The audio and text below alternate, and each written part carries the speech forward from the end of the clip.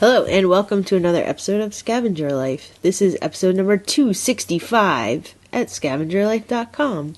So this week was our week of no internet. Whew, yeah. As we posted on the blog earlier this week, we didn't have internet because lightning struck our neighbor's house.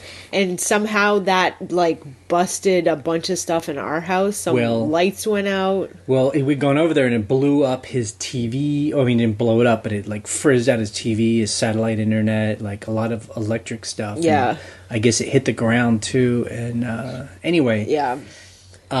So we live actually... a couple hours from all that? It's Virginia flooding. Yeah. So there's a lot of storm activity around here. Right. But it was good, though. Was it?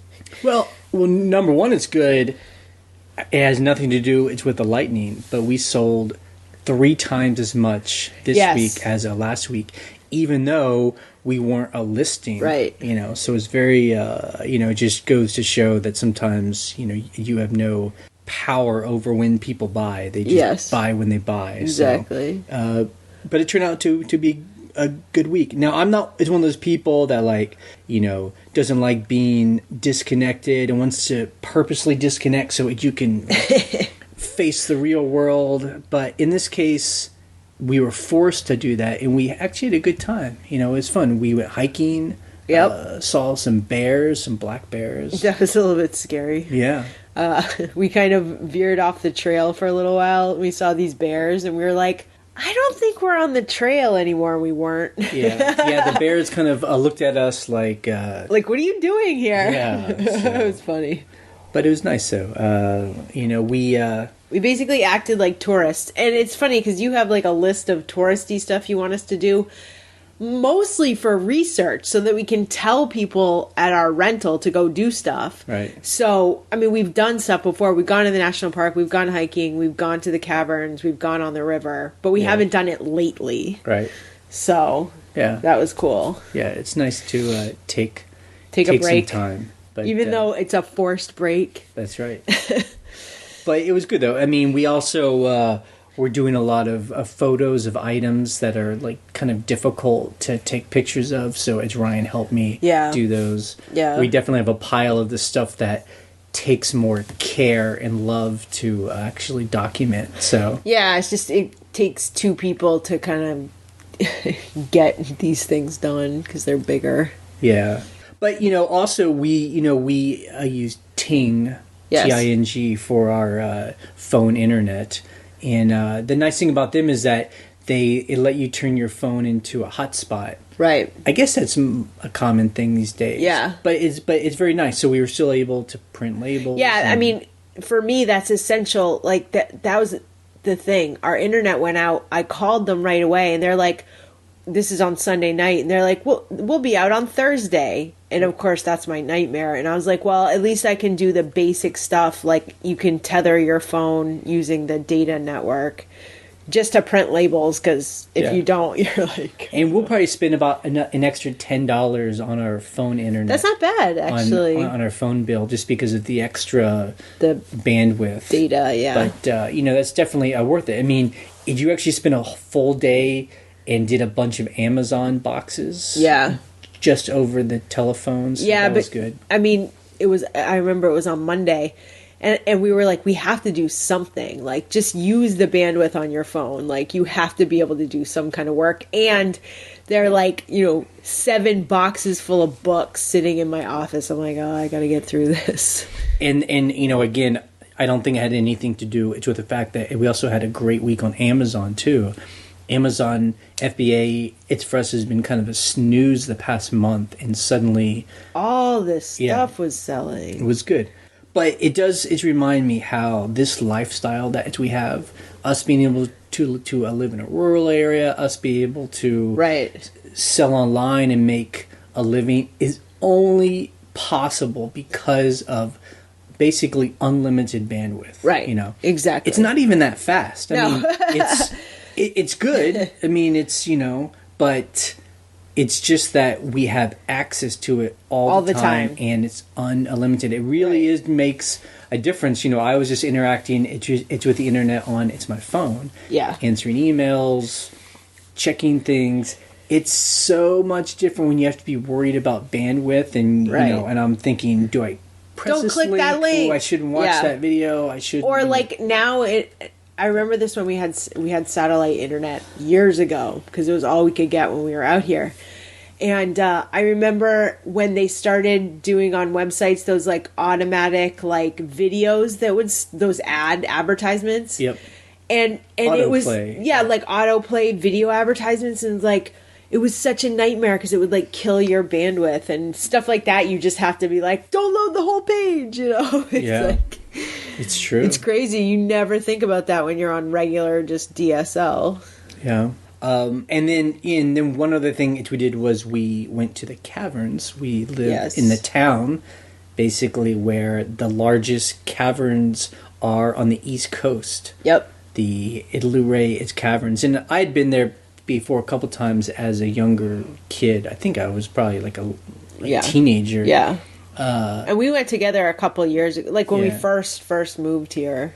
But it really is amazing. It goes incredible. down 30 stories Yeah. into the earth. Yeah. And you just walk the whole way. And it's like a 1.5 mile walk Really around incredible. the caverns. I mean, when like you think of it as like, oh, it's just a tourist thing and whatever. But then you go there and you're like, this is amazing. I can't believe this is in our town. It's right next to Walmart. Like, it's so weird. You're like, here's Walmart. Here's the caverns. Like, we go there all the time. You know, we drive by them all the time. So it's kind of amazing to be on the other side. So someone had it's recommended online, and also a friend of ours did the same thing. Yeah. Where they were like, if you're trying to interact with eBay in a certain way, or a printer and a Mac doesn't work, buy a PC. So look, I had been hesitant to buy a cheap little PC. Basically, I want to be able to try out Turbo Lister. I just want to see all the things it can do. And I've never been able to because I've had trouble doing like the Windows emulator on my Mac. I didn't want to download Parallels. I didn't want to buy Windows. Like all this stuff, I'm like, I just don't want to deal with that. So I was writing to a friend of mine who's also a techie nerd, and I was like, have you used any emulators that you like? And he's like, no, just buy a PC. Just buy a little netbook, you know? And he's like, you know, they're $200 at, you know, on Amazon. And I was like, I'll beat that. So I went on eBay and I looked for a little, like, you know, 10-inch screen netbook. It's an Acer. And I think that's how you say it. And it was $50, free shipping. However, the guy forgot to send me the power cord. So I turned it on for 5 minutes and then it died. But, you know, it's cool, though. It's one of these guys, he does... It's recycled. Yeah, electronics computers. recycling. He's probably like a computer nerd, and Yeah. he gets like big boxes of old computers Yeah. and fixes them up. And he parts them out and Yeah. stuff like that. Actually, he was really good. So I wrote to him and I was like, I just got the computer. It's great. I need the power cord. And he's like, oh, sorry. Yeah. I'll send that to you. But it is strange, though, that eBay just does not do Turbo Lister for Macs. I mean, crazy. maybe this might have made sense 10 years ago when the Macs weren't as popular. But, I mean, Macs are extremely popular now. I guess, to me, we were just thinking they probably are trying to phase it out. I think they're phasing it Yeah. out. But the problem is, it seems like Turbo Lister does a lot of things that you want to be able to do. So where is the ability to do that stuff Right. if they phase it out? Things like if you want to transfer a group of items from one store to another Right. store, it's only possible through Turbo Lister. Like, I don't know any other way to do it. Unless maybe pay for a third-party but program, but why should I have to do that? Right, yeah. I should be able to do it through eBay. yeah, I'm really kind of not into the idea of everything has to be a third-party paid app to do anything on eBay. Yeah. But and then the other thing is, you know, so we bought a printer. Yeah. We talked about that, the Dymo. Dymo 450. And we were thinking, well, what if we got a Zebra printer that does print bigger labels and does more stuff? And again, a Zebra printer really is just a PC-based printer. Like the Mac. People say you can hack a Mac, but It's a pain. Yeah. So we basically invested in our business. Yeah, that's part of it. I mean, part of it was like I wanted to try out the label printer. It's been working great. Yeah, I mean, I like the Dymo printer. I got the 450, so it's like smaller labels. It doesn't do the 4x6 like zebra type labels. Although you can buy a Dymo, it's called a 4XL, which is basically a zebra printer that will do those labels. So I like using them for the FBA barcodes. Those have been great. I've been able to use them on Chrome, and it's been awesome. And then I figured out how to do labels for eBay, USPS labels for eBay. You can't do Smart Post, which is kind of a pain. And they look great, and they look professional, and they're thermal, and they print super fast. Like right when you press print, they print, you know? If you had a Zebra a printer or a 4XL, would you be able to do Smart Post? I think so, yes. Okay. So I basically this week while I was using the Dymo, I was like, the Dymo 450, shipping nerds, I was thinking maybe I'll switch it out for the 4XL. Like I'll just sell this one and get the 4XL because the 4XL is bigger, but I think it will allow us to print if we're on a road trip and wanting to do FBA, do UPS labels because they're 4x6. Right. So we should check to make sure. I should check that. That's true. Yeah, I need to check that. So the other thing about the Dymo is I love the way it looks. I love the way that eBay reformats the label so that you can print on this weird long, like 2.5 by 7.5 inch label. It's weird, but the problem is it's kind of a pain to go back and forth to your other settings so you can print invoices on like a regular big sheet. Like on Firefox, it was like really funky, like it was like super small and then it was like the wrong orientation and I had to like print these invoices like 4 different times. It was like, okay, this is a little bit tedious, whereas in the past I would just do everything on my laser printer. Like you don't have to switch anything except the paper, labels and paper. So I'm still trying to figure out, like, is it worth it to do thermal labels when I could just do them on my laser printer? It takes 2 seconds. Right. So are you having to unplug? No, everything's plugged in. Printer. Okay. So what I'm saying is, it's the print settings through Firefox. It's like you have to change the printer, change the paper size, and change the orientation. And you're like, that took way too long to do. How about on Chrome? Does Chrome do it better? Chrome does it better. Like you just change the source, and it like remembers your default settings. So why even do it? Because we have 2 different stores. So it's like if I'm like I signing in and signing out of stores is ridiculous. So I have 2. I have our main store open on Firefox and our second store open on Chrome. That's how I'm able to like function when I'm like shipping 10 things, You just go back and forth. And, like if I did it all on Chrome, it would be a matter of signing in, signing out. Like it's just like... So it's going to be a pain in the ass. No matter one way what. Or the other. But I mean, to break it down, it's really not that big a deal. And I actually love the way the thermal labels print. They print really fast. They look great. You can't really damage them unless you like put a hot iron on there, because they're thermal.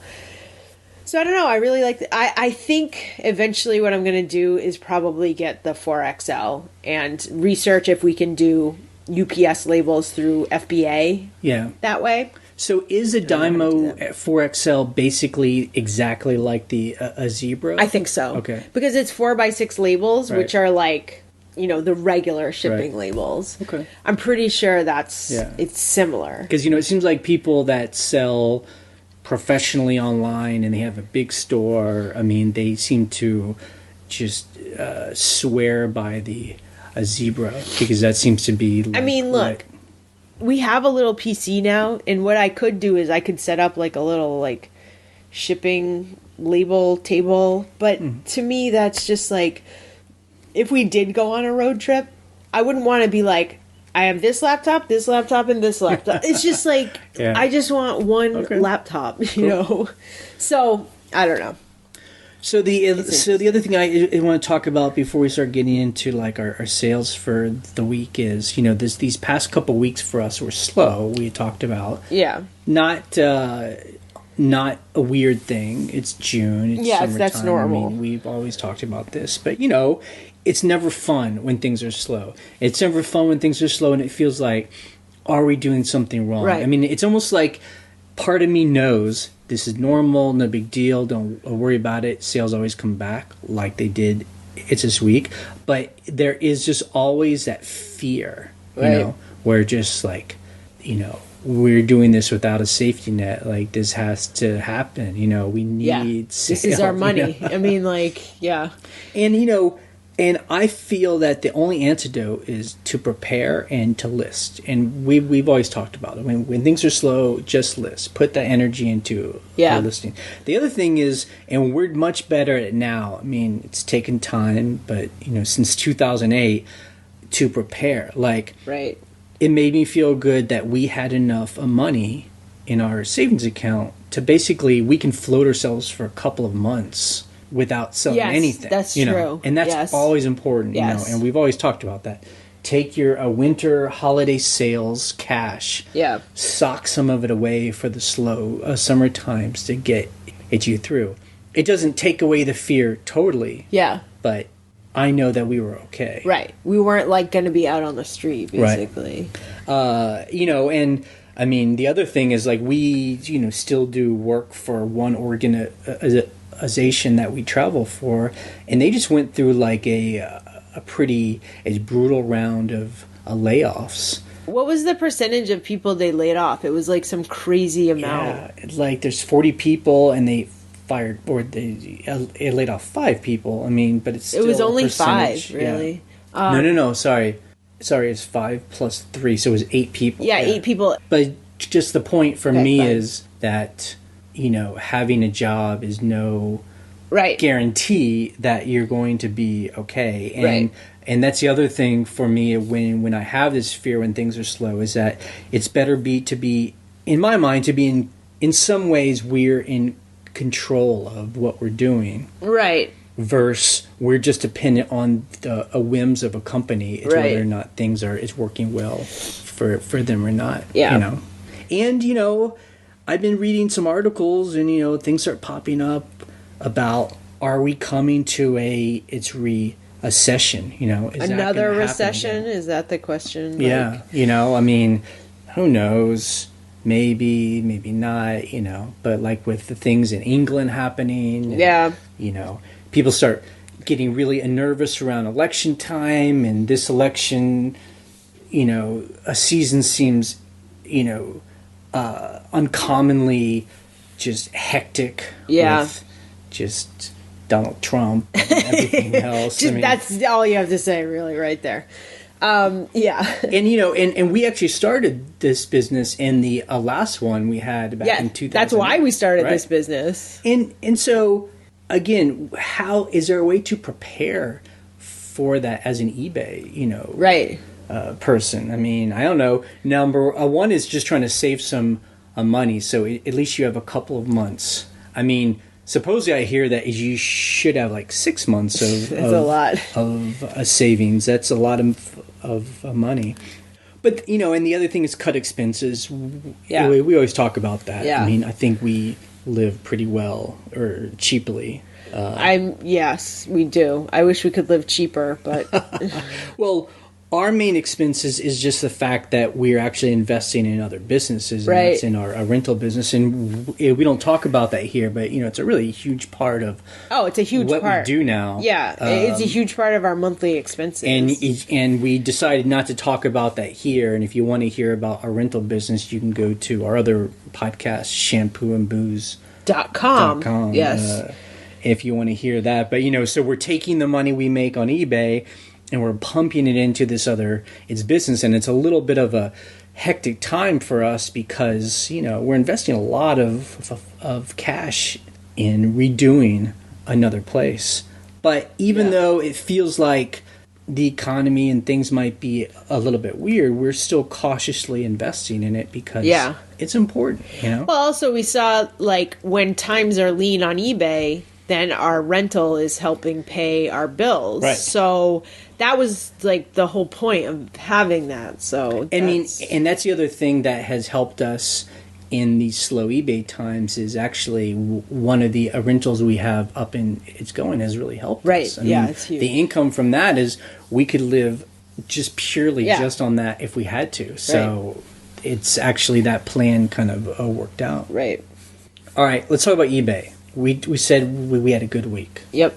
We sold actually quite a few things, and not only did we sell the quantity more, we were selling things for higher dollar. Yeah. Like in the past couple of weeks, there's just been like things would sell, be like, oh, $12. You know, The fact that we have anything on our store for $12, 15. Like, but it felt like people were specifically finding the cheapest things in the store and buying them. $9.99. I'll take you it. know what? Any sale at that point, I was But like, this week, something would sell, be like, oh, $100, $50. yeah, it was like, great. It was great. Yeah, $50. And just we sold something last night Yes. too, and it's the first time a real Hollywood movie star. A movie star. Now, see, and here's the thing, though. What was funny is I was looking at the PayPal, right? And the name was on the PayPal, but the shipping address was to someone else. And if her name hadn't been on the PayPal, like, thing, Right. I never would have thought twice about it. Yeah, no, I mean, it went to her assistant, shipped Right. to her assistant, but the name of the PayPal had Her name on it. the Hollywood star on it. And we're not going to say it because I won't say whatever, who it people should have some privacy. Yeah, but it was cool. I was like, that's so awesome. And you could even map where her house was. Yeah. and I mean, I'm pretty sure that's yeah. her house. It's an And it was expensive just like house. one of these items that we often sell, just these like Americana, it was like $35 or something. It was like a $30 item, but it's just so funny because you're like, how random. The only reason why I bring it up is I just love the idea that anybody and everybody buys on eBay. Yeah. Because that's where you can find weird stuff. Basically, you know? whenever I see someone like in a crazy neighborhood in LA or New York buy my stuff, I look their name up. You know, because we've had like high-end like producers, like some producer of The Simpsons bought something from us, and like, you know, just fashion designers. Just because it's fun. It's just like basically eBay in some ways is just like a big antique store, Yeah. or junk shop. Yeah, so it's great. so it's like people are looking. I mean, everybody's looking for Right. unique, weird items, you know, and so that's cool. It's always fun when that happens. The other thing, as people were talking about on the blog, is that we all got coupons. Yes. So if you have a store subscription, eBay gives you a coupon to buy eBay branded shipping supplies now. This is the second quarter they've done it. It came out, I believe, on July 1st. I will link to how you can find that coupon, because the weirdest thing is they do not tell you where it is. They don't even tell you that that you have the coupon. We've never gotten an email about it. Right. People just happen to find it and tell us. I don't understand that. That's so weird to me. Anyway, I will link directly to it so you can just click on it. And if you're signed in, you'll be able to find your coupon. So last time I bought little blank boxes, like basically first class size boxes, and I bought so much packing tape. I think I bought like 40 rolls of packing tape. I bought like $75 worth of packing tape. And we gamed it out, and that will probably last us for a year or so more. So at this time I bought some more blank boxes, bigger sizes because I needed bigger ones. And I bought bubble mailers because I always need bubble mailers for first class, and I never have them. I'm always like making it up. And I also bought poly mailers, bigger poly mailers, because I needed some bigger sizes. And these all have like eBay all over them? No, it's not all over them. It's weird. It's actually really minimal. Like, it's just like eBay, like in one corner, which is fine, but, you know. And are the price of these eBay themed packing stuff, is it comparable to just blank? I think a it costs a Uline? little bit more. Like if you get stuff from Uline or EcoSwift or whatever, it's a little bit more. But really, I mean, if you have a coupon, it's free. Right. So I'm just like, I don't really care. I mean, Right. it makes sense that you care what the prices are because you're like, I'm getting little for not a lot. You And know? just for those of you who are kind of new to using these, it's coupons. Oh, yes. They're a one-time only. So Yes. if you buy something for $5 and your coupon is $30, it'll essentially be free, but then you lose that You lose that money. $25. So you have to use the full value of the coupon, and to use the full thing, you should buy a little bit more. Unless your stuff comes out, like we have an Anchor store. One of ours is an Anchor store, so we get $75. I think I bought like $78 worth, so I paid $3 after the coupon. Fine, no big deal. And then on the other store, I bought $50.20, so I paid 20 cents for the blank boxes and stuff. So you have to go over, or else you don't get the remaining. It's not like a gift card at Walmart where they just, where they take off the amount each time, but you keep the balance. Right. It doesn't have a balance, so just be aware of that. Yeah, so that's good. But it's good. I mean, really, like I use the tape every day.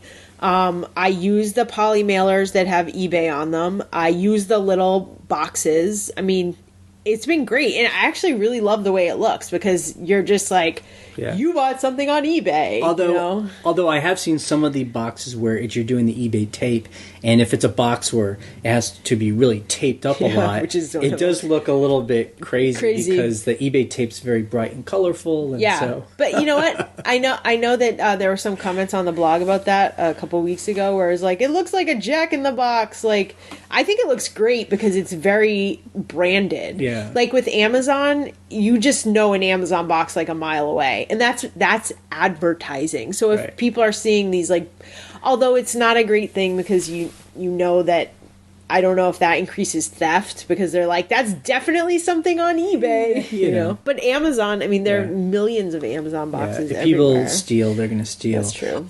I do wish that that eBay would do the tape that's the paper tape or the more reinforced tape that Amazon like Amazon has. But yeah. you have to have a dispenser for that. Do you? Yeah, you have because it's a water-based tape, so it has to go through water to make the... Got it, the seal. Yeah. Gotcha. Although I don't know if Amazon's tape is like that. It doesn't seem like Amazon would... I would think Amazon would have an adhesive or something, but it would be faster. Yeah. But I don't think it does. I think it's the paste tape, which is super strong. Right. It's like, but you have to have like a professional dispenser. Those things cost like $100. Right, but that's what Amazon has. Has like people that only do shipping. Yeah, so. I mean, it's like a massive like shipping. I think that's just why the warehouse. Amazon boxes, it looks so nice, is because they have that strong tape, so it only takes one strip. Just like whoosh. Yeah, it's great. It is great. Okay. Amazon. Like I said, it's a great week for us. We went through a couple of weeks where we were having days where nothing would sell. Yeah. We have like 700 items in our Amazon store, a lot of books. And I don't know if it helped that we sent in a couple of new boxes. Several recently. boxes, like 8 boxes. 8, yeah. So it's not just 2, but a bunch of boxes. So I don't know if it's the same thing that we all feel about eBay, is that as long as you're sending in a new stuff, it keeps your store more alive. I don't know. Yeah. But things have started to sell. It's this week. Totally random things. Really like rare, not rare books, but like books that don't have long tail. I call them long tail books where like it's definitely not a bestseller. It was published in 1973. Great. But we sell those books, There was a guy in our town that had a yard sale. He had bought out a guy's estate. Yeah. And he had all these books. And he didn't think that they were worth anything, and he gave them all to us. Yeah, so he was having this yard sale for several weeks, and... it was like a perma yard sale. Yeah, it was like a month-long yard sale at someone else's house. And he had these bins and bins of books, and we would go over there and buy books for like they were like 25 cents or something. Yeah. So we just like get cool books that we thought were interesting for us and for our rentals and whatever. And to sell on Amazon. And then what was awesome was he was like, he's seen us at several of his yard sales. And he was just like, when we're done with this yard sale, do you want to just take these books? And we were like, yes. The problem is there was a huge storm like 2 days before that. And he didn't cover them well, so about half of them were all wet. I would say more than half, yeah. because we threw away a lot of books. Yeah, it's too bad. We actually put them in the... We recycled them. Yeah, we put them recycled in them. But so that was our job. So in return for taking a bunch of these to the dump to be it's recycled, we also got 4 or 5 boxes of books, and they were all just kind of these long tail books. I would say we got about 100 books. Really? I think that's about how many I sent in. But some of them started to some sell of them already, sold, so it was good. Yeah, so that was interesting. I honestly I really do like selling books on Amazon. Yeah. They're easy to process. And it seems like people don't return books. It seems like books are the one thing that are almost... It's return proof. Yeah, we have had one return on a book. Yeah, but then I just put it back in our inventory. Right. Now, I will say though, it still kind of bothers me with FBA is its return policy. I mean, they just have that insane return policy that is so great for those of us that buy on Amazon. Yeah, I mean, you can return anything for any reason, get all of your money back. Yeah, basically. Yeah, and there's no question, there's no conversation. So now. I mean, the good experience is now I know, like, eBay has a great return policy that is at least more fair to the person who sells the item. Absolutely. Because at least there can be a conversation around the item. Yeah. And very often the buyer seems willing, or eBay will have the buyer pay to ship it back if they've just changed their mind. Right. With Amazon, it's just, I like it, I'm sending it back, I want all my money, shipping included. So anytime we sell something very expensive on Amazon, like if we sold an item for $400, it's $300. $300. Yeah. It was like a sink, like tub. It was a spout. tub spout, Right. like a really fancy tub spout. It makes me very nervous because until we see it's not going to get its returned, I don't believe assume, it. I don't believe it, because we've had too many now of just things people I guess get them, they realize it doesn't fit or something, and they send it back, and the thing about that is, unlike a book, those items, those hard items, very often can't be put back into inventory because the buyer has opened it up, and so when it gets back to the warehouse, the people that make the decision whether or not it can be put back into inventory often choose like it's damaged, unsellable. So then we have to pay to have it shipped back to us, and then we have to inspect it and say, is this completely broken? Now we've had a couple items where we're like, just throw this in the garbage, but then we've had a couple things where we're like, we're just going to sell this on eBay. Let's just put it back on eBay. And I've heard other FBA people say that they sell a lot of stuff on eBay. It returns from Amazon. Right. It's just, it is just what it is. Yeah. I mean, like we sold 3 rolls of wallpaper on Amazon, and it was like, how long did it take him to send it back? I don't know, but they just sent it back, and actually they said it was sellable. Oh. And the reason was unwanted item. Okay. So I'm assuming we wouldn't get charged shipping for that, and we can just put it back in the inventory. So it's going back in the inventory? Yeah, look. See? Oh, good. Unit returned to inventory. Oh, that's great. I was so that's good. When I saw that, I just assumed the guy took the wallpaper, unwrapped it, put it up against the wall, maybe cut some of it off, and then he's like, oh, I don't want this, and then he's sending it back, and then we have to eat that. So that's good to hear that. Strange that he didn't open it up. So I don't know. All right, so let's talk about our numbers real quick. So on our main eBay store, so it's still Saturday, so we can still sell some stuff. We actually just sold a pair of shoes while we're talking here.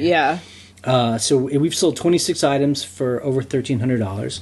Great. Does that include the shoes that just sold? Yep. Okay. Includes the shoes that was just an sold. $80 shoe sale. Yeah. Woohoo! And actually, we have a woman that wants to buy 4 items from us, and we're trying to do a combined shipping to Canada / make offer. But that hasn't happened yet. Yeah. So on our Amazon FBA store, so we sold a total of about $700 worth of stuff. But after all the fees and shipping costs and our COGS, our profit is about $400. So that's not bad. It's not bad. On Amazon. A lot of fees. It's Yep. always a lot of fees. And then on our second eBay store, we sold 15 items for almost $500. Yay. So that's great. So we're up to about $2,300 for Edge this Good. week. And that's great. Anytime Edge we're making $2,000. That's wonderful. Awesome That's what for we us. want. Yeah. Okay, things we sold.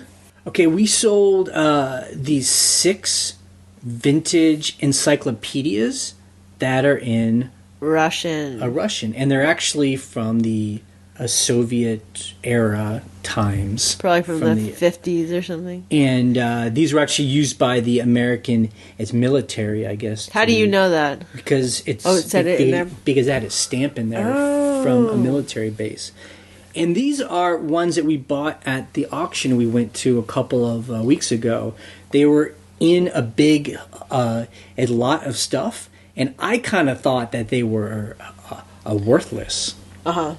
But you didn't think that. No, I mean, I thought when you had written, because I didn't know they were like from a military base, when you had written in the description that they were from a military base, and there's 6 huge, I mean, when I put them in the box to ship them, they were 25 pounds. I mean, they're huge.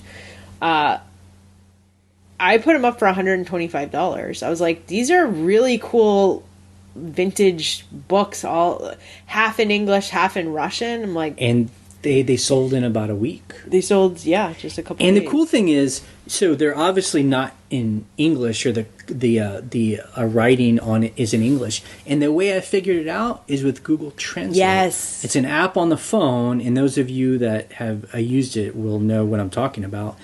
It is this incredible thing where you can actually put the camera of the phone on the text of the book. Yeah. And it turns it into English. Yeah, like It actually shows it on the screen. it's like augmented reality, Right. basically, where like it's looking at the text in Russian or Cyrillic, if that's what it's called, and it like it'll like pop up these like English, words. It's incredible. And so we kind of assumed it was like some kind of encyclopedia thing, but that actually confirmed it. Right, And then I it could was. actually read text on the inside of the book cover Yep. too, just to see where it was. Yep. Although I had another book that I put up a couple days ago that it was like old Russian script almost, so Google Translate like couldn't understand what it was.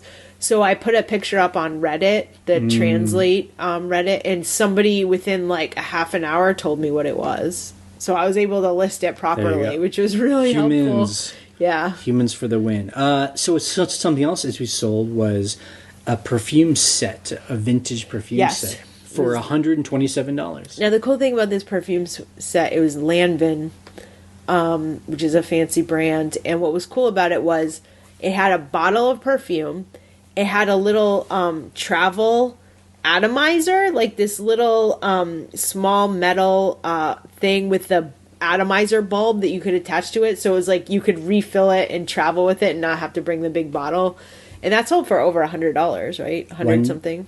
$127. $127. Yeah. So that is a great sale to wake up to. You're like, oh, thank God. Yeah. We had mentioned when we'd gone to that auction a couple of weeks ago, we bought 17 smoking pipe stands. Yeah. And we sold 2 of them for $60. It was a pair. We like paired them together. Right, because they were smaller. Yeah, $60. That's a great And price. we bought all of them for $20. So And there were 17 of Yeah. them, I think. So, it was a I whole mean, table full. So it's great. Yeah, that was a really good buy. And then we sold like a vintage train case. It's yeah. like a hat case. It's like a hat case. It's like a round train case that you would put a hat in, I guess. And the cool thing about it, and we actually bought 2, there were 2 together, matching ones. Someone had painted like a rotary telephone dial on the case, because it's a round like hat case, in like black and gold sparkles, like back in the 60s. I mean, that is the coolest thing ever. I think so. That one sold for a best offer of 100. I think we sold the other one like a year ago for $100 too. So that's $200. Yeah, it was nice. Yeah. Yeah, so we sold this like it's a wool hat, and we sold it for $65. A best offer. It's like this Afghan like Middle Eastern kind of cap. It's really colorful, bright. It's like hand embroidered. It almost looks like cross stitch. And when I saw it, I forget where I bought it, but I remember thinking that's a really finely made hat. And I researched it to try to put the correct culture on it that it was a part of. I knew it was kind of like Middle Eastern, like Turkey area. And I was right. And I put a high price on it, and we took a best offer of 65. It sold to someone in Australia. Now, the last thing we'll talk about, because we sold a bunch of good stuff, a lot of hats, but one thing we look out for now is anything made of copper. Yes, I'm sure copper. many of you know that's a big deal right now. And not really the bright copper, but the dull... The patinaed copper. Patina copper. It's very warm. Like, I found a bunt pan. Bunt, like a cake pan. Yeah. And it's copper.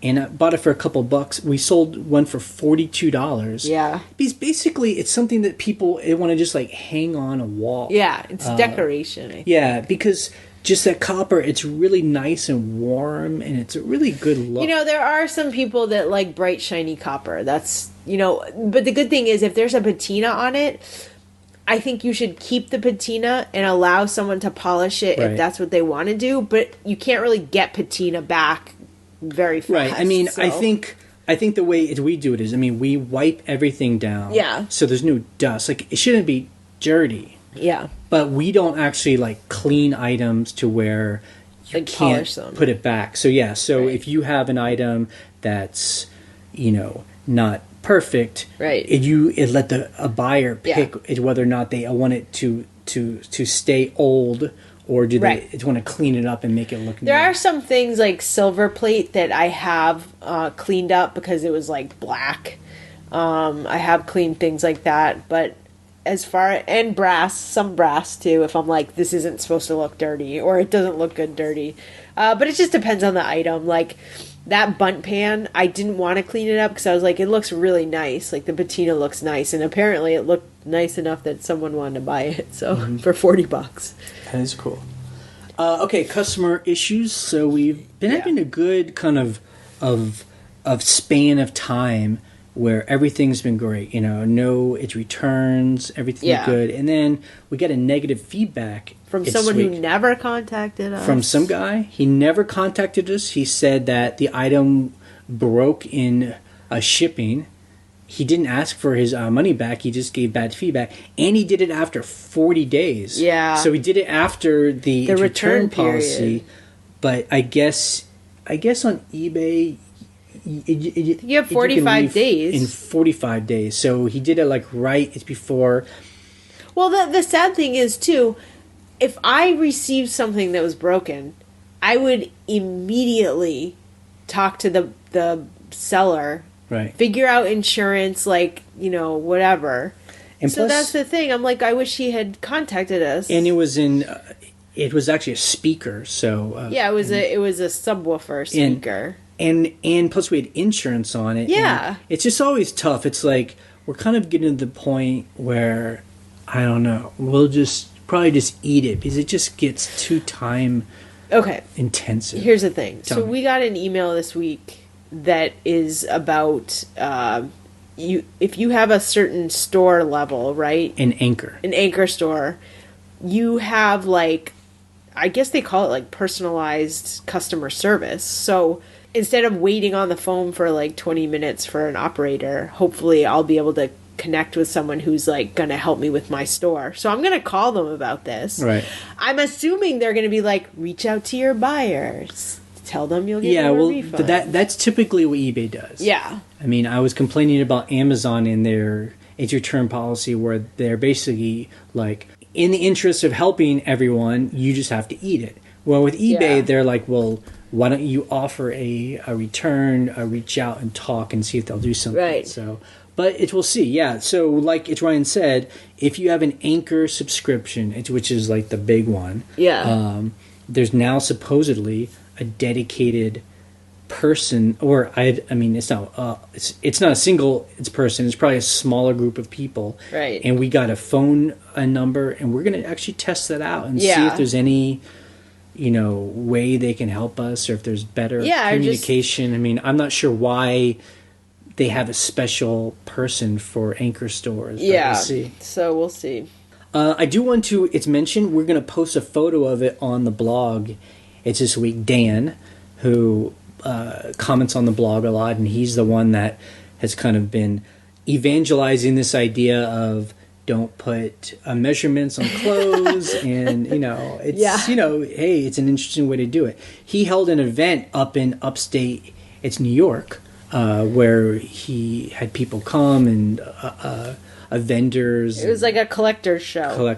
Yeah. But he also, we kind of announced it, so if any scavengers went there, and so he has a photo of some scavengers who came, and we're going to put that on the blog. Yeah, it was awesome. And you can actually see Dan. You can actually see his face. You'll have to guess which one he is. Yeah. And some of his family is in there as well. Another bit of news. Shipping to Canada may be delayed because they're having a labor strike up there, a postal workers' labor strike. Yep. So I just sent something to Canada first class, actually. Hopefully it gets there. I'll have to check the tracking. I mean, I don't think it really... it doesn't affect anything we actually do. I guess it's just if a buyer complains, right, you can point them to the fact that right. And the great thing is eBay's the one who emailed us about it. So they're aware of it, and I think they're taking that into consideration with your expected time of delivery. So they're aware of that. So if you get dinged on anything like that, you can always call them. Okay, things as we learned in the comments. So because we didn't have internet all week, I was just mainly reading comments on my phone, right? And the phone doesn't make it easy to comment back, so we just kind of hung back. Yeah, it's very interesting to see. There were full conversations going on, people helping each other. It's very cool to see. People treating each other nicely. It's great. There were some good conversations about storage, which I always love to see, because when you start talking about storage, it means that you're really becoming a seller. Yeah. Like, it starts to move from being a hobbyist where if you have an extra bedroom, if you're working out of a closet or the corner of a room. Right. And when you start talking about storage inventory, that's when you start to think of, like, I'm a store owner. Right. And we always talk about that. Like, once you're out of your spare bedroom and just like one closet and a couple boxes, and you're like, I can't find this thing. I really need to organize things better. That's when you know you have a serious store. That's when you know you're not a hobbyist anymore. So when people are talking about what shelves to use, they're building storage units in their backyard like we're about to do. That's serious. You're investing in your business, and you're taking it seriously. Or even just taking its bedroom that is an actual bedroom that has a bed, and it's like right, for your guests to come, and stuff is just kind of strewn everywhere, and you start thinking, let's just get rid of all the guest bedroom we don't stuff, need a guest and room. let's put shelving in there. Yeah, that makes sense. I mean, some people are even like, I'm building shelves into the walls, right, which is smart. Other people are buying a metal shelves, right, and it's interesting. There's all kinds of different strategies to do, but the point is, once you hit a certain number of items, you've got to start having some kind of a system to be able to find things. Yeah. Okay, our coming week. We kind of got a setback on taking photos and stuff like that, so I'm kind of back to it. I got to get caught up because we have been buying stuff, a lot of good stuff, so I have to get caught up, and I now don't let anything go into a death pile. Yeah. I now take pictures of stuff as it comes. Yeah. But once I do that, I'm going to start working on shoes. We talked a couple of weeks ago. We've been getting piles of shoes, so I'm going to start doing some of those practical things to put up. So I have like 4 folders of ephemera. It's just ephemera. I was gonna say books, but I've listed all our books. So I need to list those, and I need to get, now that we have internet and I can upload photos and not like kill our, phone bandwidth. I need to keep going on like listing clothes on mobile. So I'm going to do that, I think. Cool.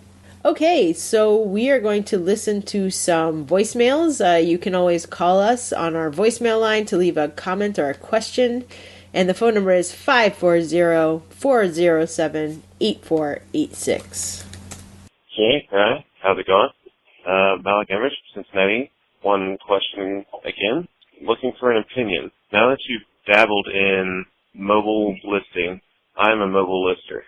Would you say the best thing to do is to upload most of it during mobile, save it as a draft, and then go onto a computer to finish? Because I've always been curious where this restocking fee was, and you mentioned in the last podcast that the restocking fee is not there on mobile.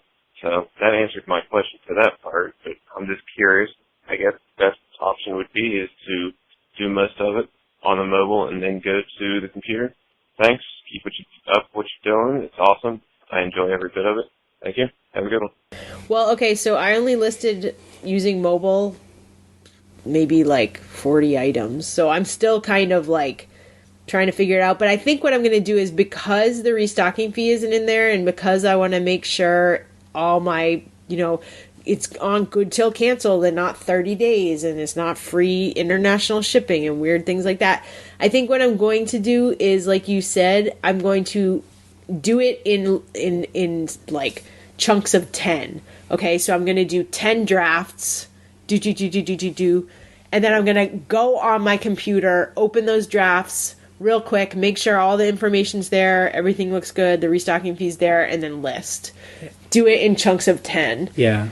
Because, our thinking is that if we do too much mobile at one time, like 50 items, if there's any one error that gets duplicated on them, then you have too many. So if we do 10 at a time, I'll just kind of keep it. Yeah. And actually, it's kind of nice. It's like you do 10 on the phone, and then you kind of like break things up, and you're like, okay, now go over to the computer. So you're not just like in like a sweatshop. Like, so come on. Why don't you say if you're someone new to eBay, and eBay pushes like the mobile app, just like, do it on your phone.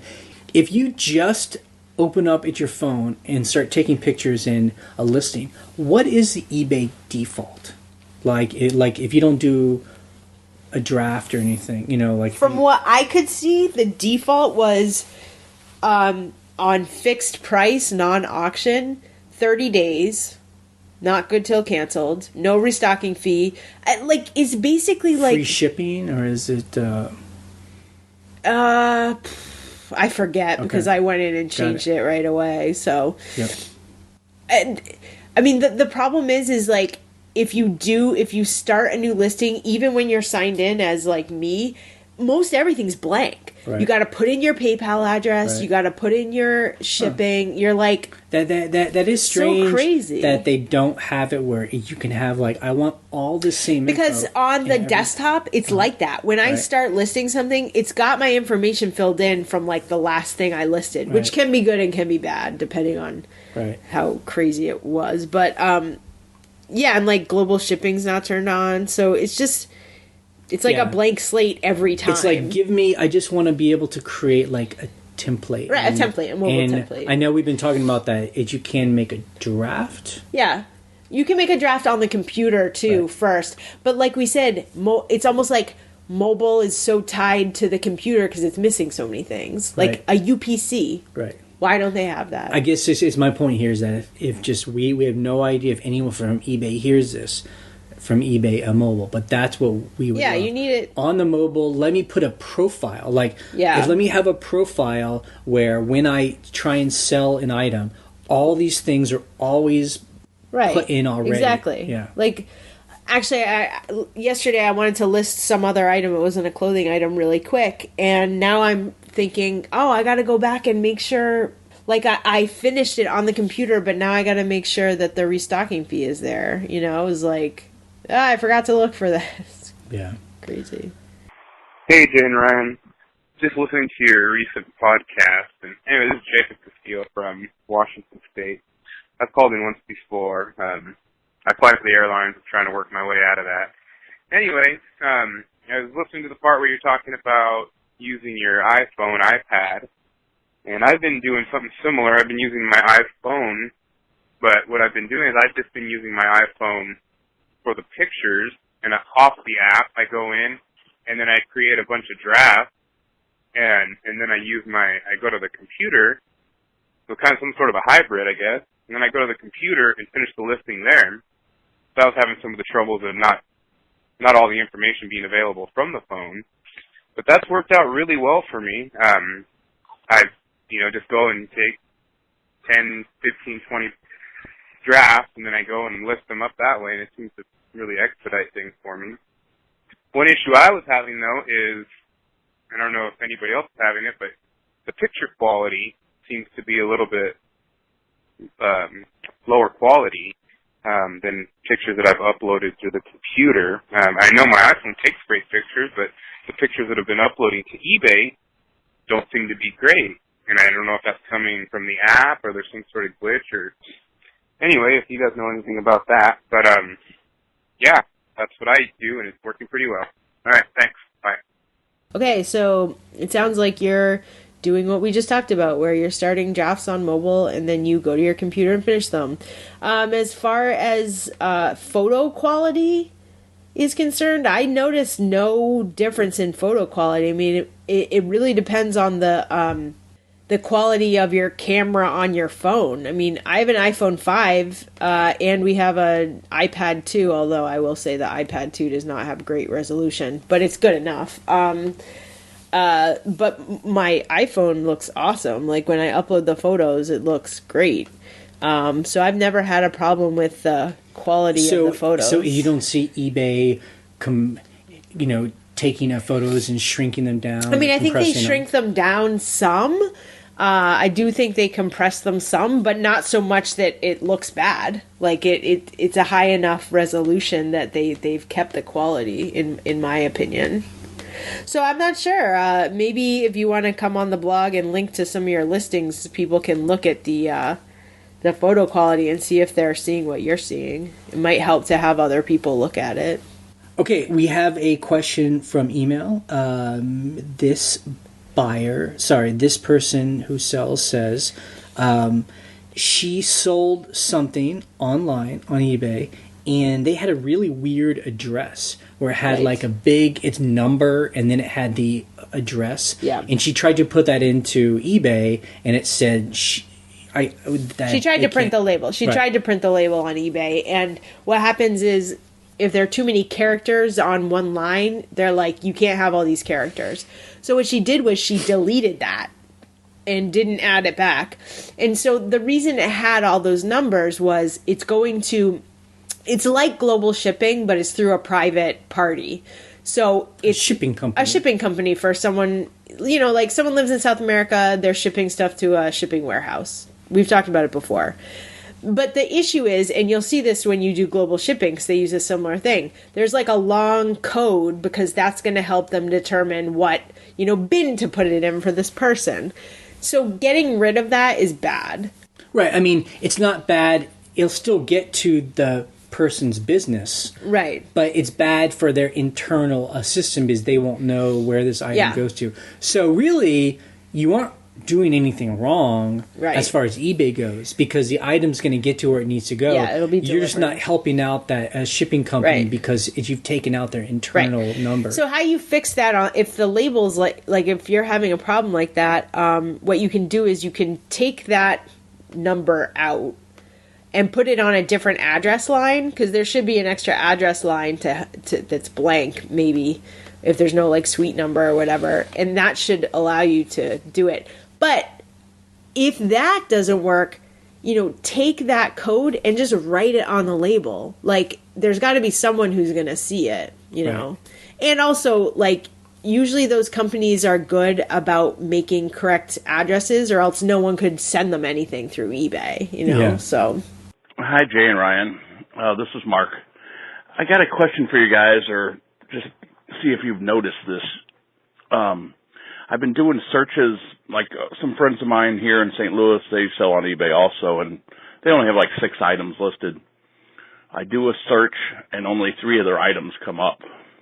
And out of 6 or 7 or whatever, it seems like there's always at least 3 missing. I've did it on 3 or 4 sellers. And now I just searched an item number, and it said 5 listings come up, but only 2 of them show. So it's another 3. This seems like some kind of glitch with eBay. I'm just curious if you have ever seen anything like that. So that's all. I love your podcast. Bye. Yeah, that's strange. I mean, it's good that you're doing this with people that have very, small inventories, so then as you can see what happened or not. It'd be hard for us to go on our own store and try that because we have as many items. We can't tell how many are listed or not. Number one is I would wonder, did they just put those items up? So it's taking time to work through the I've system? seen that happen before, where you list something and then it takes like an hour for it to get in the system. I mean, it's there if you directly link to it, but it's kind of like, waiting. But I don't know why that would happen if you search for things. I mean, the other thing is that, so if it's not the case where it's always like that, I would work with your friend, because I'd be really interested, to call eBay. Yeah. And to say, eBay, I have 6 items.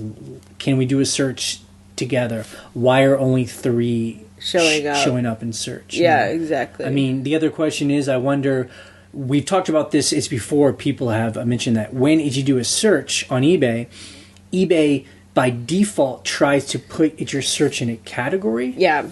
So I wonder if when you're doing a search, it's automatically defaulting to a certain category that some of your friends' items aren't in. Like if they have a vintage sweater and it's in women's sweaters, but you're typing in vintage sweater and it's like coming up in vintage, it's not going to show that. So I just wonder if, because there's so many items on eBay, if your item is not listed in a certain category and it's making you search in a certain category by default, it's just stripping it out because it's just showing you the most. Yeah. I don't know. I don't know why that would be happening, but that's odd. Just to be clear with everyone, that's probably our biggest weakness or our lack of understanding about eBay is the search engine. Some people are really into learning about the search engine and are always trying to figure out how to fool with it. We don't. So our strategy has just been put it up there and hope it works out. Cassini. Yeah, Cassini. Cassini. Okay, so that's it for this week. You can check out the blog at scavengerlife.com for the links we talked about and to join in the conversation on the comments. You can leave a question or a comment on something you heard on our voicemail line. The phone number is 540-407-8486. We post an episode every Monday morning. You can subscribe to us through iTunes or YouTube so you always get the latest episode. You can listen to our other podcast where we talk about our Airbnb business, and that's at shampooandbooze.com. And you can rent our vacation farmhouse. We link to it over there. And we're ending this podcast in 3, 2, 1. Bye. Bye.